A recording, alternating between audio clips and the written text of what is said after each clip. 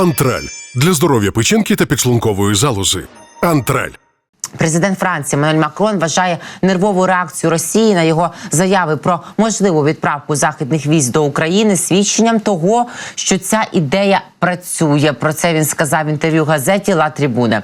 Французький лідер зазначив, стосовно Росії потрібно зберігати стратегію стратегічної невизначеності. Про це говорять і лідери Польщі, тобто не розкривати плани, що вони не знали, що вони суетілись, нервували, панікували, губилися в здогадках, що сюди і хто може приїхати, в якій формі.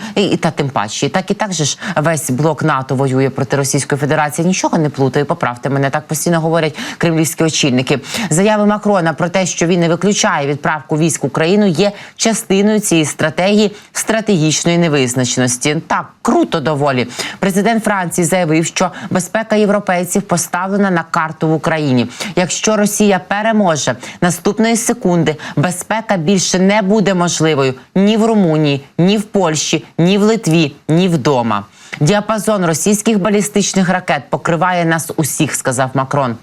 Макрон зрадів реакції Кремля на його заяви про відправку західних військ в Україну. На його думку, саме це показує, стратегія працює. Хвилювання Росії демонструють, що ми маємо рацію, каже Макрон, не закриваючи жодних дверей, навпаки, відкриваючи їх ще більше і лишаючи їх без ключів, без розгадок для Російської Федерації, що вона стояла отак по колу в кімнаті і жила в стані вибору без вибору, розуміння без усвідомлення, майбутнього без перспективи, не знаючи, що на них чекає. Це найгірше. В іншому випадку це означає, каже Макрон, що ми погоджуємося відмовитися від міжнародного порядку, заснованого на законі, а отже від миру та безпеки, говорить президент Франції. Нагадаю, президент Франції Еммануель Макрон не змінив, ба більше він посилює свою думку щодо можливості ведення західних військ до України. За його словами, це можливо за двох умов. Я нагадаю, що він говорив про те, якщо росіяни здійснять прорив небачений на фронті, прорвуть нашу лінію оборони зараз, або ж за умови ще, якщо Київ попросить про таку опцію, зініціює. Названо ще два сценарії, за яких НАТО може військами втрутитися у війну в Україну. Північно-Атлантичний альянс визначив для себе дві червоні лінії. Якщо агресорка Росія їх перетне, то саме тоді буде можлива пряма участь блоку у війні в Україні.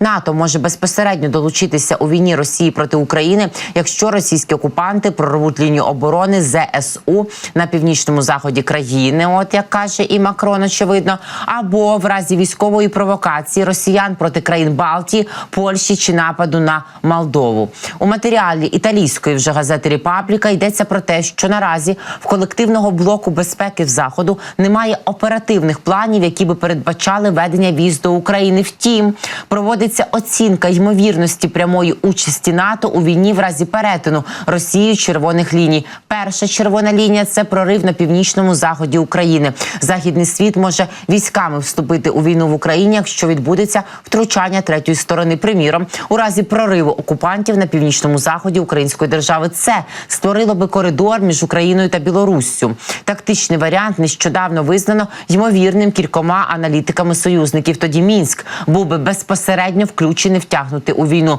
Його війська та арсенал мали би вирішальне значення для Москви. І ця обставина могла лише активізувати оборону на користь України, зазначено в статті. Провокації проти країн НАТО або напад на Молдову є другою такою червоною лінією на Заході. Так бачать військові провокації проти країн Балтії чи Польщі або ж прямий напад на Молдову. Це не обов'язково вторгнення, яке може статися після наступу на Одесу, але просто військовий удар, щоб перевірити реакцію Заходу, зауважують журналісти. Передбачається, пише «Репабліка», що Росія може спробувати перевірити здатність Альянсу до реакції у фазі можливої плутанини. Так вони і так без кінця перевіряють. Ракетами залітають, гібридні атаки роблять, підривають, розколисують ситуацію.